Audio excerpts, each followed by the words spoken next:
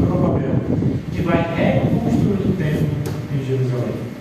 Então aquele templo de Salomão foi destruído, como eu falei, em 587 antes de Cristo, e ele vai ser reconstruído por Zorobabel. Aí tem uma passagem bíblica que quando aquele povo retornou do cativeiro, que viram o templo que foi reconstruído, e eles conheceram o de Salomão, eles começaram a chorar e a gritar, porque não tinha nada a ver com o templo de Salomão, era muito inferior. Porque o povo reconstruiu em um momento de crise, de dificuldade, que eles não tinham condição financeira, que eles estavam ali lutando para fazer o melhor, mas foi o que eles puderam fazer. Então quem viu o primeiro templo, que retornou, chorou, lamentou. Aí Deus vai usar um profeta, que é o profeta Obadias, e Obadias vai dizer assim: a glória da segunda casa será maior do que a da primeira. Mas como? Quem estava olhando ali não tem nada a ver. O de Salomão era uma coisa suntuosa, muito ouro, muita prata. Esse não tem nada a ver. Mas o profeta estava dizendo: a glória da segunda casa será maior do que o da primeira. Só que precisa entender qual é essa glória que Deus estava falando. Pois bem, se cumpriu o que o profeta falou, cumpriu. Sabe por quê? Nesse tempo que foi reconstruído por Zorobabel, foi o tempo que Jesus foi apresentado. Olha a glória da segunda casa. Aleluia. Jesus foi apresentado nesse mesmo tempo. E é bom também salientar que na época que Jesus foi apresentado, esse templo estava passando por uma grande reforma. Quem foi que fez essa reforma? Foi Herodes o Grande. E por que Herodes fez essa reforma? Ele fez para agradar os judeus, para que os judeus não tivessem queixa contra ele e pudesse fazer denúncia em Roma contra ele. Então ele vai agradar os judeus, reconstruindo esse templo. Ele vai fazer uma reconstrução. E na reconstrução desse templo, Herodes vai fazer algo muito grandioso. Ele vai ampliar a área do templo. Ele vai trazer inovação. E esse novo templo agora, reconstruído por Herodes, ele vai criar um pátio enorme. Porque o templo já tinha, além do templo, um pátio. Mas ele vai criar uma outra área em torno do pátio, toda murada, uma área muito grande, que vai ficar conhecida. Ao lado esquerdo era o pátio dos gentios. Você vai ver isso, estudando a Bíblia, você vai ver isso. Pátio dos gentios. À direita era o pátio onde ficavam as mulheres. Isso ainda do outro lado, porque do lado do pátio, onde se oferecia sacrifício de animais, onde tinha pia de bronze, só entrava ali quem ia oferecer sacrifício, judeus que ofereciam sacrifício. Então tinha esse pátio enorme, e é nesse pátio enorme que começa a ser instalada algumas coisas que a gente vai ver aqui. Então a gente precisa compreender essa questão do templo aí, que na época de Herodes tinha sido ampliado. E aí, lembra que os judeus vão falar aqui no texto que já tinha 46 anos de obra. É muito tempo, 46 anos de obra. Eu me lembro que o templo central ali foram 10 anos de obra até inaugurar. Foi muito tempo, muito trabalho, muita luta. E se fosse hoje, vocês construiriam em 10 anos. Porque uma obra como aquela é muito cara. Vocês não imaginam a quantidade de ferro, de cimento que tem ali. É uma obra que custou muito caro, mas foi feita em 10 anos. É um milagre de Deus ter conseguido isso. Porque todo mundo sabe que o templo, sede, lá na subsede, era muito pequeno. Eu acompanhei durante muito tempo. Era metade do povo dentro da igreja e metade do lado fora. O tempo todo. E gente em pé, aperando as paredes. Todos os cultos eram desse jeito. E foi uma vitória conseguir construir aquele templo. Que é um templo amplo, que até hoje acho que não teve festa de baseado no povo. Faltou lugar, acho que nunca teve, né? Então, por maior que seja a festa, tem lugar para todo mundo. Tem que ter lugar para todo mundo. Muito bem, então o templo em Jerusalém tinha essas dimensões. E o Herodes, ele vai fazer uma reforma muito ampla. E deixa eu dizer, concluindo essa parte aqui, já tinha 46 anos de obra na época de Jesus. Isso seria no ano 33. Sabe quando é que vai terminar essa obra? Vai terminar no ano 64. Então ainda teria muitos anos de obra. Mas deixa eu dizer, termina de construir o templo em Jerusalém e só passa 6 anos em pé. No ano 70, o templo foi destruído. Lembra que Jesus esteve lá? E os discípulos ficaram admirados. Era uma obra grandiosa mesmo.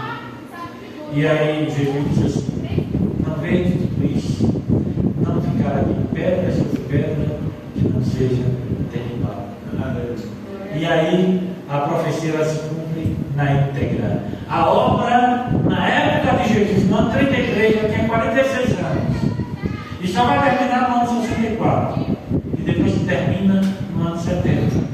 Uma rebelião dos judeus vai fazer com que o Império Romano mande um grande exército e destrua todo o templo. Mas não é exatamente isso que a gente quer falar nesta noite. A gente quer falar exatamente sobre o que aconteceu no templo. A purificação desse templo em Jerusalém. E Jesus esteve nesse templo que ainda estava em reforma, mas já era coisa de admirar. E quando ele chega lá, ele se depara com algo que não estava correto. E o que era que não estava correto? Tinha alguém vendendo animais no pátio dos gentios. Lembra? O pátio dos gentios do lado esquerdo. Do lado de fora das muralhas do templo tinha uma outra murada e que tinha muitos compartimentos ali. Pois bem, ali estava um comércio muito forte. E estava tão forte que já tinha ali cambista para trocar moeda. Por que tinha cambista para trocar moeda? Porque a moeda do templo era uma moeda de prata e ela era única. Não entrava no templo outro tipo de moeda. Tinha que ser a moeda do templo. Então tudo que acontecia ali era com a moeda do templo. Olha como eles estavam evoluindo. Então o templo já era algo tão grandioso, já era um comércio também em torno dele, que tinha uma moeda própria. Então a moeda romana chegando ali não valia, teria que ser trocada. A moeda grega não valia, ou de qualquer outro lugar, tinha que trocar a moeda. E aí a gente vai ver que as pessoas que deveriam cuidar de um animal e levar na Páscoa para sacrificar, agora não precisava mais fazer isso. Mas por um lado, eu não trouxe esse versículo, mas eu li ontem, que a Bíblia, lá na lei, permitia que alguém que viesse de longe, que tivesse dificuldade de trazer o sacrifício, ele poderia vender o animal, se pudesse, ele poderia vir sem o animal. E quando chegasse, ele iria fazer de outra forma. O texto lá manda até que ele comprasse alimento e comesse na presença de Deus. Ele poderia fazer isso. E não tinha nenhum problema que alguém viesse sem esse animal, mas quando chegasse, ele tivesse o cuidado de comprar um animal conforme a lei dizia que devia ser. O cordeiro tinha que ser sem mácula, sem mancha, sem defeito. Então, poderia fazer isso. Mas que erro tinha é que o povo começou a fazer isso. E na medida que eles começaram a fazer isso, isso vai criar um comércio. Vai se instalar um comércio. Era direto isso? Não era direto. Era só na época da Páscoa. Então, na época da Páscoa, as pessoas se instalavam no pátio do gentio com bois, com ovelhas, com gaiola de pombo, e lá tinha os cambistas. Ou seja, o que precisava de animais para sacrificar, tinha ali para vender. E qual é o problema que vai acontecer? Jesus, quando chega lá, ele viu que estava tudo errado. Agora, o que Jesus enxergou de errado? Ele enxergou o que ninguém estava enxergando. Quem vinha de fora e até trazia um animal, e que quando chegava era barrado, esse animal não presta para o sacrifício. Vá no pátio do gentio e comeu. E ninguém achava que estava errado, está tranquilo. Mas Jesus, ao chegar, ele enxerga tudo. Ele vê tudo o que está acontecendo aqui. Ele está chegando e ele vê. E o que ele vê? Ele vai ver um comércio. E o versículo 15 diz assim: e tendo feito nas arrogues cordéis, lançou todos fora do templo, também os bois e ovelhas, e espalhou o dinheiro dos cambistas e derrubou as mesas. Irmãos, vamos refletir aqui. Ali tinha muita gente, tinha muitos animais, tinha alguns cambistas trocando moeda. Jesus usou a sua autoridade e com muito zelo, conforme está escrito lá no Salmo 69, se não me falha a memória, versículo 9: o zelo da tua casa me consome. E ele vai colocar todo mundo para fora. Ele vai fazer um arruaço. Verdade, isso mesmo. Jesus faz ali um arruaço. Ele é capaz de chegar na mesa de cambista e derrubar. Ele vai pegar uma corda e ele vai colocar todos os animais para fora daquele pátio. E ele vai colocar quem estava vendendo também para fora. Ele vai usar de autoridade. Ele vai fazer algo que talvez ninguém tivesse coragem de fazer. Ele fez. Ele foi violento? Não. Ele usou de autoridade. E ele fez o que deveria ser feito. Então ele vai fazer isso. E disse aos que vendiam pombos: tirai daqui estes, e não façais da casa do meu pai casa de venda. E os seus discípulos lembraram-se do que está escrito: os ricos da tua casa e devorarão. Responderam, pois, os judeus, depois que ele fez tudo isso, que usou a sua autoridade. E olha que isso aqui é dentro de um contexto que no dia anterior ele tinha entrado em Jerusalém, tinha sido recebido com grande festa. Aí quando ele vai no templo, no primeiro dia, ele faz isso. Aí os judeus, vendo aquilo tudo, ficaram meio assustados. Assustados, sim. E eles vão dizer: e disse aos que vendiam, versículo 16, versículo 17, e os seus discípulos lembraram-se do que está escrito, questão do zelo, e o 18 diz: e responderam, pois, os judeus, e disseram: que sinal nos mostra para fazer isso? Ó, fez tudo isso aí. Qual é o sinal? Tu tem autoridade de quem para fazer isso? Quem te mandou fazer isso? Porque no primeiro momento eles poderiam imaginar: ó, ele está fazendo isso porque ele tem poder para fazer isso. Ele tem autoridade. Alguém entregou esse poder na mão dele. E os judeus vão questionar: qual é o sinal que você vai fazer isso? Qual foi a resposta de Jesus? Jesus respondeu: derribarei este templo e em 3 dias o levantarei. Só que Jesus estava usando uma linguagem metafórica. Ele estava falando dele mesmo. Ele estava falando do próprio Cordeiro de Deus que tira o pecado do mundo, que é ele. todos aqueles cordeiros que eram trazidos para o sacrifício.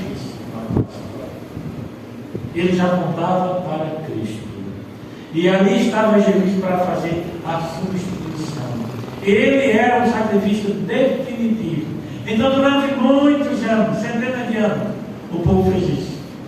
Jesus seria o sacrifício definitivo, o sacrifício perfeito. E ele estava ali dizendo: derribai este templo. Está falando dele, e eu restituirei em 3 dias. Estava falando da sua ressurreição. Ele está falando dessa transição, desse momento que é um momento marcante da humanidade. Mas as pessoas não estavam compreendendo absolutamente nada. E é bom lembrar que diante desse acontecimento, diante dessa coisa pública que aconteceu ali, houve uma preocupação muito grande. Mas Jesus está dizendo: derribar esse tempo. E aí, quando as pessoas disseram, pois, os judeus, versículo 20, em 46 anos foi edificado este templo. Não estava pronto ainda. E tu levantarás em 3 dias. A gente falava no templo, do público. E aí os discípulos, quando viram Jesus ressuscitado, eles compreenderam tudo. Eles compreenderam toda a verdade. Bom, diante desse texto que nós acabamos de ver aqui, e diante dessa explicação do ocorrido de Jesus ali no templo em Jerusalém, o que Jesus viu de errado ali? Foi só o comércio em si? Não havia permissão para as pessoas que chegassem de longe. Alguém vinha de muito longe, não havia permissão para eles comprar um animal ali e oferecer o sacrifício? Não havia permissão. Permissão na própria lei. Mas o problema não era esse. O problema é que, na medida que aconteceu essa permissão, o ser humano ele começou a se desvirtuar. Imagina o que estava acontecendo ali. Alguém chegava ali e comprava um animal para o sacrifício. Trocava moeda, comprava o animal, e na troca da moeda já tinha um ágio muito grande, porque a pessoa vinha de muito longe, não tinha outra alternativa a não ser fazer a troca da moeda, que era desvalorizada aquela que ele estava trazendo e supervalorizada a moeda do tempo. Estava acontecendo isso. E aí comprava um animal, talvez gastasse tudo, ou quase tudo. Comprava um animal e levava com toda a boa vontade para o sacrifício. O sacerdote pegava aquele animal e não sacrificava. Mandava de novo para o pátio dos gentios. Aquele animal era vendido de novo. E há quem diga que o animal às vezes era vendido 10, 12, 15 vezes. Isso era corrupção. E o dinheiro estava entrando. Então, na época da Páscoa, ao invés de ser um momento de cultuar a Deus e de oferecer um sacrifício perfeito, o cordeiro que era o tipo de Cristo, tinha gente ganhando dinheiro. Havia um conluio de sacerdotes com os comerciantes. E ali estava acontecendo uma coisa chamada corrupção. Quer ver outra coisa que acontecia ali? Alguém também levava um animal de casa. Alguém que não via de longe. Levava um animal. Aquele animal que ele criou com todo cuidado. E vamos refletir um pouco sobre isso. Uma coisa é você comprar um animal e abater. Outra coisa é quando você cria aquele animal. Que você vê ele crescer, se desenvolver. E na cabeça de quem ia levar esse animal para o templo, era o seguinte: esse animal está crescendo e daqui a um ano eu vou para o templo e vou levar para oferecer sacrifício por conta dos meus pecados. Então esse animal eu preciso dar muito carinho para ele, eu preciso ter muito cuidado com ele, porque ele eu vou levar para o sacrifício. Aí quando a pessoa chegava lá com o animal, sabe o animal de estimação, é uma pena, mas era para o sacrifício. Mas o sacerdote dizia: não pode, tem defeito, sem ter defeito, tem defeito, não pode. E agora o que eu faço? Vá lá no pátio e compre o animal. E aí, outro tipo de corrupção. Então você tem aqui pelo menos 3 situações: o ágio na troca da moeda, o animal que era vendido várias vezes, e aquele que levava o animal correto, certo, sem defeito, e o sacerdote dizia: não, tem defeito, tem que ser outro. Guarde o seu, compre lá o animal. E era desse jeito que estava funcionando. Jesus chega ali, e aí ele não aguenta, e ele age com muita energia, com muita força, e ele vai dizer: não façais da casa de meu pai cofres de salteadores, de ladrões. Então ele usa a sua autoridade. E aí, o que Jesus viu no templo? Vamos para uma breve reflexão sobre isso. O que ele viu no templo? Jesus viu o que estava claro. O culto estava carregado de exploração, corrupção e de formalismo. Entenderam? O culto estava carregado de quê? Corrupção. O culto estava carregado de corrupção, exploração e formalismo. Então tinha alguém se corrompendo e corrompendo os outros.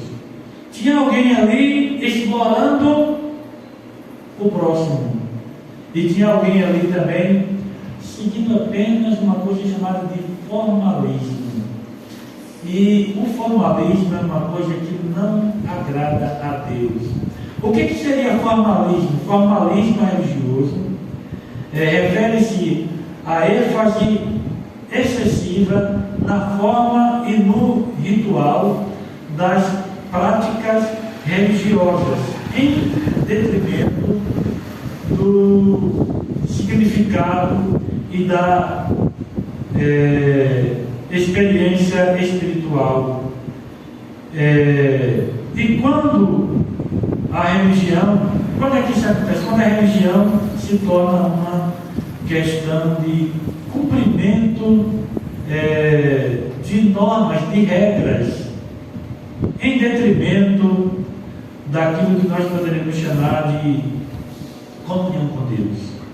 Às vezes a pessoa faz aparentemente tudo que a religião exige, mas está longe da presença de Deus. Sabe aquela pessoa que anda coberto da cabeça aos pés, mas a língua é enorme? Já me falaram isso?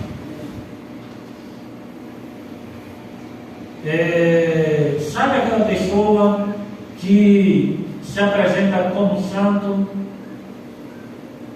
mas que ele cerca diz outra coisa, diz que ele é outra coisa? A gente precisa ter muito cuidado com uma coisa chamada formalismo. A gente precisa ser espiritual de verdade. Tem 2 coisas parecidas: formalismo e legalismo. Legalismo é a questão da religião, que é uma doutrina que valoriza o cumprimento de regras e de regulamentos para alcançar a salvação.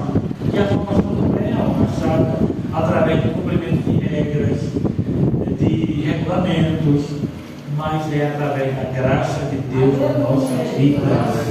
É claro que uma pessoa que alcança a graça de Deus, ele vai cumprir regras, ele vai cumprir regulamentos, mas primeiro a graça de Deus. Então, às vezes a pessoa passa a valorizar o cumprimento de regras e não do lado espiritual, daquilo que é real, do que é verdadeiro. Às vezes a pessoa diz assim para outro: Deus te abençoe, mas está querendo matar a pessoa, está querendo roubar a pessoa. está querendo tirar a camisa do outro e está dizendo, Deus te abençoe. Quer dizer, isso é uma palavra formalista. A pessoa fala uma coisa que é bíblico, mas é formalista. Então não basta falar, é necessário praticar. Então, era essa situação que Jesus viu o povo aí. Um culto que estava carregado de exploração, corrupção e formalismo. Qual é a nossa motivação para estarmos no culto?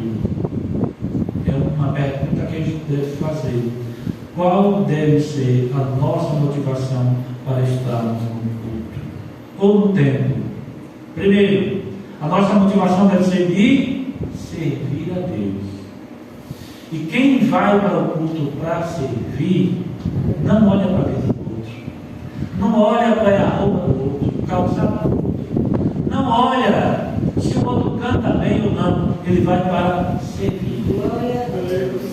Então, quem comparece ao templo, ao culto, também deve adorar. É para isso que a gente deve estar na casa de Deus, para servir, para adorar e para falar com Deus. Esse deve ser o objetivo. Então, de novo a pergunta: qual é a nossa motivação para estarmos no culto ou no templo? Servir, adorar e falar com Deus. Essa deve ser a nossa motivação. Mas tem gente que está com outras motivações. Tem gente que vem para o culto porque a motivação dele é que ele vai ficar rico. Disseram a ele que ele vai ficar rico. Ou então é um rapaz que entendeu que na igreja tem bolsas bonitas e que ele vai conquistar. Ou vice-versa, ou a bolsa que faz rapazes, né? Enfim, há pessoas com motivações diversas. E há pessoas que estão na igreja que a motivação é aparecer. E quando ele não consegue aparecer, fica zangado. Quando ele não tem espaço para brilhar, aí ele fica triste, ele fica revoltado, ele murmura. Mas para servir a Deus, não é desse jeito.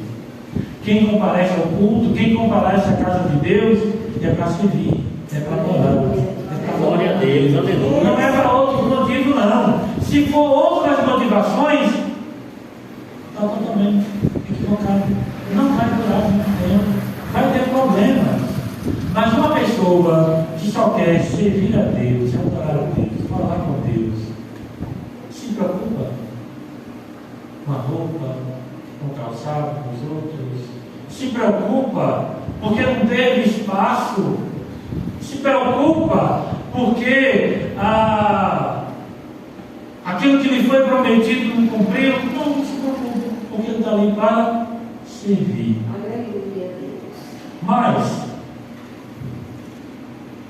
o que esperamos de Deus quando viemos à sua casa, ao templo? O que nós esperamos de Deus?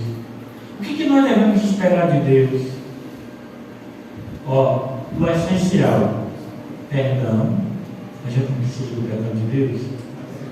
Perdão, orientação da palavra de Deus, aprender da palavra de Deus, e mais o que? Comunhão. A gente precisa dessa coisa. Quando a gente vem à casa de Deus, a gente precisa disso aí, do perdão de Deus e um dos outros, de orientação da palavra, aprender a palavra e de comunhão. Porque comunhão é aquilo que Jesus disse: amar a Deus sobre todas as coisas e o próximo como a si mesmo. Amar o próximo como a si mesmo é ter comunhão. Então a gente precisa do perdão, comunhão vertical, da comunhão que é uma coisa horizontal entre nós. Então, esse deve ser o nosso objetivo quando a gente vem à casa de Deus, quando a gente participa dos cultos. É isso aí. E mais, quando comparecemos no templo, com que interesse? Ou com interesse próprio? Quando nós comparecemos ao templo com interesse próprio, O que pode acontecer com a gente?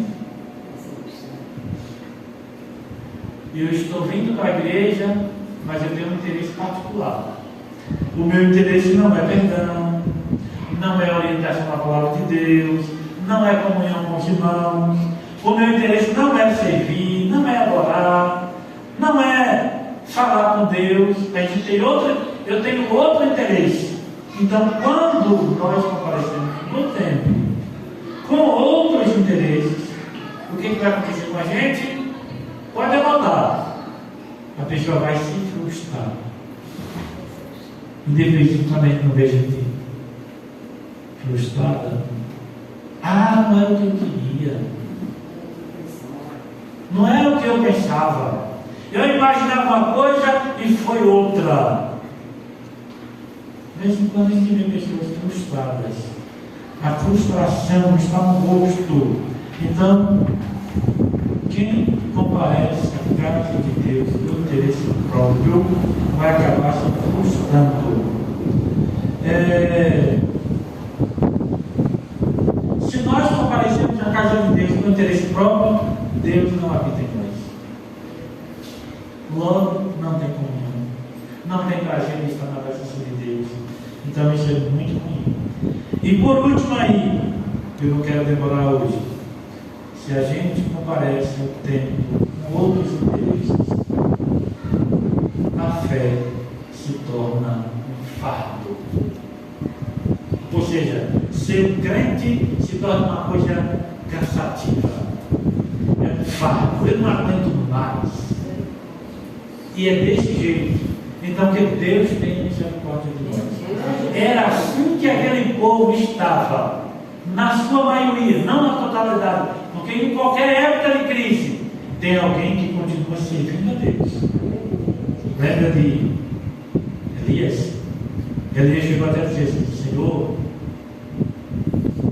só tem eu servindo, logo todo mundo te abandonou, só tem eu servindo. Deus disse: Elias, não diga isso não.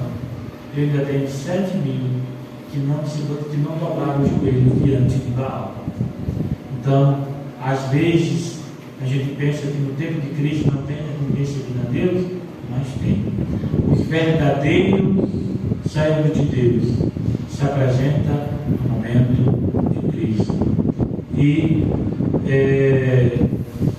em tempo de crise, tem alguém que vai estar servindo a Deus. Agora, quem está na igreja por interesse próprio vai ser um fardo, vai ser um peso. É muito difícil. E daí porque a gente vê muita gente reclamando. E reclama de tudo. É claro que tem umas coisas que pode até ter reclamação. Às vezes é uma reclamação crítica que vai até ajudar. Mas às vezes a pessoa reclama sem motivo. Reclama de tudo e de todos. Se estiver chovendo, reclama. Se o sol estiver quente, reclama. Se tiver tempo, reclama. Se não tiver tempo, reclama. Então reclama de tudo e de todos. Sabe aquela pessoa que vai e fala mal de todo mundo? Fala mal de quem cantou, fala mal de quem pregou, fala mal de quem está na direção e bota defeito em tudo. É uma pessoa que está na igreja por interesse. Irmãos, nós não estamos servindo a Deus para fazer conforme a nossa vontade. Deus tem as suas normas estabelecidas, pré-estabelecidas, e nós precisamos nos submetermos à vontade de Deus. Quando nós aprendemos a nos submetermos à vontade de Deus, as coisas se encaixam. A gente serve a Ele com alegria. Servir ao Senhor com alegria e apresentar a Ele com cântico. Então essa é a postura do verdadeiro e da verdadeira serva de Deus. Que Deus nos ajude a caminhar e que nós possamos prosseguir firmes. E esse texto aqui é uma prova de que Deus não aprova aquilo que está fora da sua palavra. Jesus, ele agiu. E acho que não tinha ninguém mais manso que Jesus, mais meio, mais amável, que suportava tanto, mas naquele momento ele não ficou, ele agiu com muita força. E essa deve ser a nossa atitude também de servir a Deus. E deixa eu dizer aqui algo. Se a gente vê coisa errada e tiver convicção que a coisa está errada, a gente também deve ter a coragem de falar que está errado. Não é andar reclamando de tudo, não. Mas se tiver convicção de que está errado, pode falar. Não precisa ficar insistindo, mas pode falar. E às vezes tem aqueles que não falam porque acham que se falar vai perder de ser promovido. Não, na igreja não tem isso não. A promoção aqui é de Deus. E a gente precisa entender que não é do ser humano. Se a gente estiver esperando no ser humano, vai se decepcionar. E eu já digo isso, digo a alguns colegas, para servir a Deus, a gente deve servir em nome dele. E não querendo nada em troca. Porque assim, você hoje dá a sua vida aqui na igreja. Eu estou vendo. O pastor está vendo. Mas amanhã chega alguém que não conhece a sua história. Não sabe o que ele já fez. Não sabe que você já. Então, se você estiver buscando recompensa para si, está perdendo tempo. Mas quando a gente faz hoje e faz amanhã, faz depois, pelo reino de Deus, glória a Deus. Porque a nossa recompensa está na mão dos céus. Se você fizer tudo aqui e amanhã alguém te rejeitar, não é problema não. Não diz por causa disso não. Mas a recompensa está em Deus. Sabe o apóstolo Paulo? O apóstolo Paulo, ele foi uma das pessoas que entregou a sua vida inteiramente ao Deus. Foi de tal forma que ele nem se casou. Ele chegou a dizer que era melhor que alguém ficasse como ele sem casar. Mas ele disse, é melhor casar do que abraçar. Então ele ficou solteiro. Ele se dedicou inteiramente à obra de Deus. E no fim da sua vida, quase que não teve ninguém para lhe assistir. Mas ele não lamentou. Ele vai terminar de cabeça erguida dizendo, combati o bom combate, acabei a carreira e guardei a fé. Glória a Deus. Então, se você esquecer de tudo que eu falei aqui nesta noite, se lembre que a gente deve servir a Deus por livre e espontânea vontade, sem esperar nada em troca. E que servir a Deus é a melhor escolha, porque Deus é justo. E aquilo que Ele quiser fazer conosco, nós estamos nas mãos dele. Ele não fez algo muito forte com Jó, mas Ele é justo. Ele pode fazer, porque Ele é dono das nossas vidas. Então que nós possamos estar prontos para servir a Ele em todo o tempo. Deus abençoe a todos. Vamos para um louvor para recolher o filho de oferta. Pronto, essa moça aqui canta bonito e ela vai cantar.